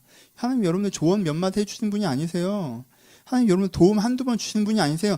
하나님이 이 문제 해결하는 당사자예요. 그러니까 혼자 하려고 하지 말고, 그것도 거만이에요. 혼자 하려고 하지 말고 하나님과 함께 이 문제를, 그렇다고 하나님한테 다 맡기지 않고 그건 게으름이고 하나님과 함께 이 문제를 해결해 가고자 해야 된다는 거예요. 하나님과 함께. 하나님이 거기 계시니까. 예수를 믿으시죠? 예수를 믿으신다는 건 하나님이 이 땅에 왔다는 걸 믿는 거예요. 임마누엘을 믿는 거죠? 함께 이 땅에 태어나신다는 걸 믿는다는 거예요. 옛날에 그런 일이 있었다는 걸 내가 내가 옛날에 있었다는 걸 내가 인정해 줄게요. 이런 게 예수 믿는 거겠어요? 아니요. 예수 믿는 건 하나님이 이 땅에 왔다는 걸 믿는 거잖아요. 거기 포함되는 거잖아요. 그렇죠? 하나님께서 이 문제의 당사자를, 하나님께 이 문제를 해결하는 그 하나님, 성부, 성자, 성령, 하나님이 여러 문제를 함께 걸어가신다는 걸 믿는 거잖아요. 1, 2, 3번의 얼굴이었다면 회개하시고, 그리고 이 하나님의 근거를 잊었다면 믿으십시오. 주께서 나를 구원하신 것을, 주께서 이 땅에 오신 것을, 주께서 아이로 이 땅에 태어나시고 그 어깨에 정사, 하나님께서 해나갈 모든 일을 그 어깨에 지셨어요. 그가 하신다는 거예요. 그 일을. 그 어깨에 정사를 지고 그걸 해나가신다는 것을 믿으십시오. 그 믿음으로 하나님과 같이 일하기 시작하십시오. 주님의 빛을 구하고 주님의 햇살을 구하고 주님과 함께 농사하기 시작하고 주님과 함께 전쟁하기 시작하십시오. 그 주님을 구하고 주님과 함께 일할 때 함께 여러분의 인생 가운데 하나님의 희망이 현실이 되게 하실 것입니다. 히스기야가 그랬던 것처럼 희망이 희망으로 끝나지 않게 하시고, 우리가 아직 출발선에 서 있을 땐 그게 희망이지만 그 오늘 현실이어야 돼요. 히스기야처럼 하나님의 희망이 아니라 희망으로 내가 받아들이게 내 현실을 만들어 가시는 그 히스기야와 같은 인생을 살아가시기를 주님의 이름으로 축복합니다. 같이 기도하시겠습니다.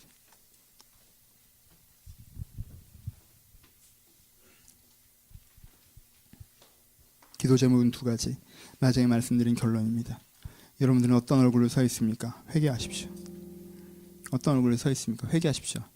저는 이래요. 앙케이트 하는 거 아니에요. 지금 뭐 성격 분석하자는 거예요? 전 1번이에요. 전 2번이에요. 전 3번이에요. 여러분, 그럼 큰일 나요. 전 1번이었지만 2번이었지만 3번이었지만 4번이 되고자 합니다라고 얘기하셔야죠. 그렇죠? 그리고 하나님을 믿으세요. 하나님을 믿으세요. 높고 높은 보좌에 앉은 하나님이 아니라 이 땅 가운데 내려오신 하나님을 믿으십시오. 기독교가 믿는 게 그거 아닙니까? 높고 높은 보좌에 하나님은 많은 종교가 믿습니다. 근데 기독교가 믿는 것은 그 보좌에 하나님이 내려오셨다는 거예요. 이 문제를 친히 해결하신다는 거예요. 그러니까 책임지신다는 거예요. 주여, 내가 하나님을 믿게 하시고 하나님의 희망을 믿게 하여 주옵소서. 내가 회개하고 믿음을 구하오니 내가 근데 회개하는 영과 믿음의 영을 보여달라고 들 만을 생각하시는 우리 5분여 정도 묵상하며 고백하며 함께 기도하기를 소원합니다. 기도하겠습니다. 하나님 아버지, 여기 있는 주의 말씀을 듣는 자들 가운데 주의 말씀을 주께 전하시길 소원합니다. 하나님께서 때때로 우리 가운데 말씀하시는 그 말씀은 저희가 곡해하고 욕하여 살지 못할 때가 많이 있습니다. 하지만 오늘 이 순간 저희 가운데 두려움에 빠졌던 자들 때문에 다시 한번 희망을 보기를 소원합니다. 아버지, 저희 가운데 아버지 이렇게 도우시옵소서. 아버지, 주여 그렇습니다. 아버지, 주여 저를 돌보시옵소서. 아버지, 주여 저희가 여기서부터 희망을 보고 앞으로 걸어가는 사람들이 되게 하여 주옵소서.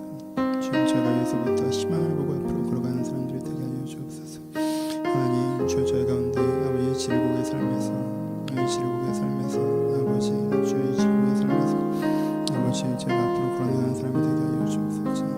아버지 지르고의 삶에서 앞으로 걸어가는 사람이 되게 하여 주옵소서. 아버지 어두운 삶에 내가 앞으로 걸어나가는 사람이 되게 하여 주옵소서. 여기 멈춰있지 않게 하여 주옵소서. 여기 주저앉지 않게 하여 주옵소서. 주여, 내가 하나님의 희망을 보고 앞으로 걷는 사람들이 될 수 있도록 주님께 축복하여 주옵소서. 아버지, 그것이 복음을 고백합니다. 그것이 은혜임을 고백합니다. 하나님, 멈춰있지 않게 하여 주옵소서. 앞으로 걸어가게 하여 주옵소서. 아버지, 이실 가운데 아버지 부정 현실에 매여 있는 자들이 있다면 아버지 이기적이고 이 믿음 없는 사람들, 이기적이고 믿음 없이 그냥 자기 현실만 바라보는 사람들, 아버지 여기서 걸어 나오게 하여 주옵소서. 하나님, 이들 가운데 아버지 헛된 희망을 갖고 있는 사람, 도무지 움직이지 않으면서 아버지 하나님에 대해서 얘기한 자들 때문에 그들 가운데 아버지 은혜의 희망을 허락하여 주옵소서. 아버지 잘못된 힘을 가지고 있다면 내가 다른 사람 억압하며 살아가는 게 내 꿈인가, 저 얼마나 추한 것인지 깨닫고 아름답지 않은 것인지 깨닫고 주님의 아름다운 은혜를 위해서 앞으로 걸어갈 수 있도록 주여 인도하여 주옵소서. 주님께 회복하게 하시기 바랍니다. 주님께로 회복하시기 바랍니다. 주님께서 주님의 은혜를 회복하시길 소원합니다. 그 은혜 가운데 은혜의 발걸음을 걸어가는 사람들 가운데 하나님의 생각으로 온전히 일어날 수 있도록 계속 하여 주옵소서. 하나님이여, 하나님의 은혜로 소원합니다. 하나님과 함께 진리의 힘을 갖고 앞으로 걸어가는 그 은혜의 삶을 살아갈 수 있도록 주여 그 사람으로 살아갈 수 있도록 그 삶을 살아갈 수 있도록 이렇게 축복하여 주옵소서. 아버지, 주여 거룩하시길 소원합니다. 이들 가운데 하나님의 임재하심을 느끼며 누리며 살 수 있도록 인도하여 주옵소서. 하나님, 주의 임재하심을 느끼며 누리며 살 수 있도록 주여를 돌보시고 인도하여 주옵소서. 하나님의 간절하신 은혜를 저희가 주님의 소원합니다. 주의 간절하신 주의 이름으로 내막을 소원합니다. 아버지, 주여 돌보시고 인도하여 주옵소서. 우리 한 번만 더 기도합시다. 내 삶이 계속 매일처럼 싸우는데 상처만 내는 것처럼 보일 때가 있어요. 구체적으로 어떤 상황이 있는 분들 있을 거예요. 그렇죠? 여러분, 거기서 희망을 봅시다. 우리 물읍시다. 하나님, 여기 진짜 희망이 있습니까? 하나님, 여기 정말 희망이 있습니까? 나는 내 인생을 내가 보면 진짜 그냥 이게 살려고 싸우는 거지 진짜. 상처만 늘어나고 언제까지 버틸 수 있는지도 모르겠고, 우리 거기서 희망을 봅시다. 하나님, 여기 희망이 있습니까? 여러분들의 직장이 암담하신, 여러분들의 내면이 조금은 그렇게 느낀, 여러분들의 관계가, 여러분들의 가정이 좀 그렇게 보인다면 그 영역이 꼭 잘 된다는 그것이 아니라, 그럼에도 불구하고 여기서부터 하나님께서 나에게 희망을, 내 인생을 만들어 가실지 신뢰를 갖는 것이 중요합니다. 한 번만 더 기도할 때 여러분들의 마음에 막고 있는 그 부분들이 있다면, 난 이건 안 돼, 난 여기선 이래, 그래서 난 내 인생은 진짜 힘들다, 그게 내 결론이야 처럼 있는 부분이 있다면, 하나님 이 모든 일에도부터 불구하고 하나님께 내 인생을 붙잡고 앞으로 나아가실 것을 믿습니다. 하나님, 희망의 고백을 드렸으면 좋겠습니다. 여러분들의 삶에 기도 제목들이 있다면 그 구체적인 상황 하나를 가지고 한 번만 더 기도하고 제가 축도하고 예배를 마치겠습니다. 기도하겠습니다. 하나님 아버지, 자기 나름대로 어둠을 갖고 있는 자들이 있습니다. 아버지, 직장에서는 도무지 희망이 보이지 않고 사회 구조가 이러는 것이기 때문에 거기서는 다시 한번 주의 얼굴을 보기 어려워하고 있는 사람들이 있습니다. 이들을 주님께 위로하셔서 거기서부터 주의 희망을 보여주셔서, 하나님, 가정이 어지러졌기 때문에 내 안에 사랑하고 사랑받는 아름다운 관계에 대한 꿈을 아버지 잃어버린 자들이 있습니다. 이들 가운데 아버지, 건강한 가정에 대한 희망을, 건강한 관계에 대한 희망을 주님께 부어주셔서, 하나님, 하나님께서 내 모든 굴곡진 인생에도 불구하고 아버지, 내 모든 인생의 많은 실패와 부족에도 불구하고 내 인생에 함께 하시며 나를 하나님의 사람으로 만들어 가실 것이라는 저희가 그 희망을 갖게 하여 주옵소서. 내가 삶의 현장에서, 내가 관계적인 현장에서, 내가 내면적인 현장에서 희망을 잃어버린 부분이 있다면, 그래서 그 부분에선 도무지 세상의 원리, 세상의 방법, 세상의 현실 외에는 안 보이는 사람들이 있다면 거기서부터 다시 한번 아버지 주의 은혜를 구하면서 앞으로 나가기를 소원합니다. 거기서부터 다시 한번 주 앞에 주님을 구하며 앞으로 나가기를 기대합니다. 거기서부터 다시 한번 주님을 향해서 앞으로 나가기를 기대합니다. 아버지 주여, 거기서부터 다시 한번 희망을 보고 앞으로 걸어가기를 기대합니다. 거기서 다시 한번 아버지 기대를 갖고 아버지 주 앞에 걸어가기를 소원합니다. 아버지 은혜로 허락하여 주옵소서. 아버지 성령으로 허락하여 주옵소서. 지금 은혜와 성령으로 노력하지 말며 그 걸어가심 우리가 내길 소원하며 주여 이만히 소원합니다.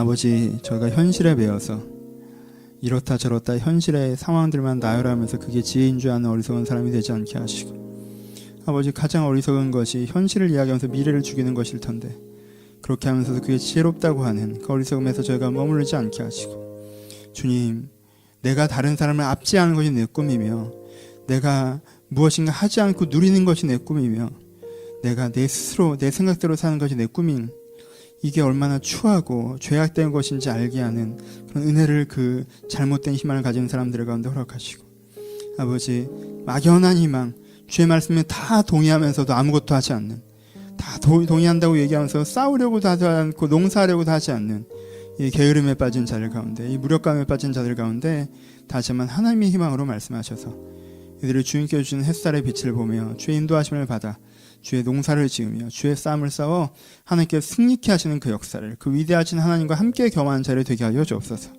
하나님, 저희가 하나님을 믿는 싸움을 싸우기를 소원합니다. 현실을 바라보면 하나님이 믿기지 않는데 그럼에도 불구하고 성부 하나님, 성자 하나님, 성령 하나님이 이 땅에 오셔서 나와 함께하고 계신 것을 저희가 믿는 싸움을 싸우기를 바라오니, 저희가 하나님을 믿음으로 그것으로 나의 인생의 희망이 되게 하시며 하나님과 함께하는 희망으로 말미암아 내 인생을 만들어가는 그런 소망의 사람, 그런 인내의 사람이 될 수 있도록 주님께 축복하여 주옵소서.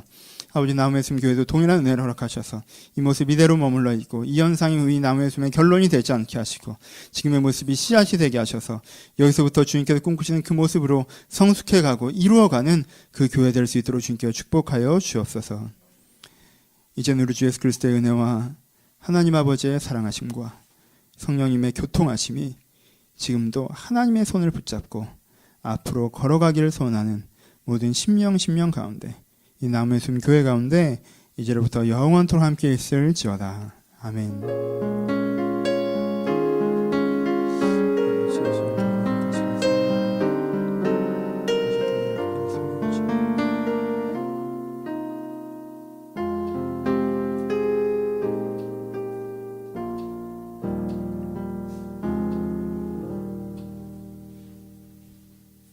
서로 주님께 감사의 박수 나누시겠습니다. 감사합니다. 좋은 시간 감사드립니다.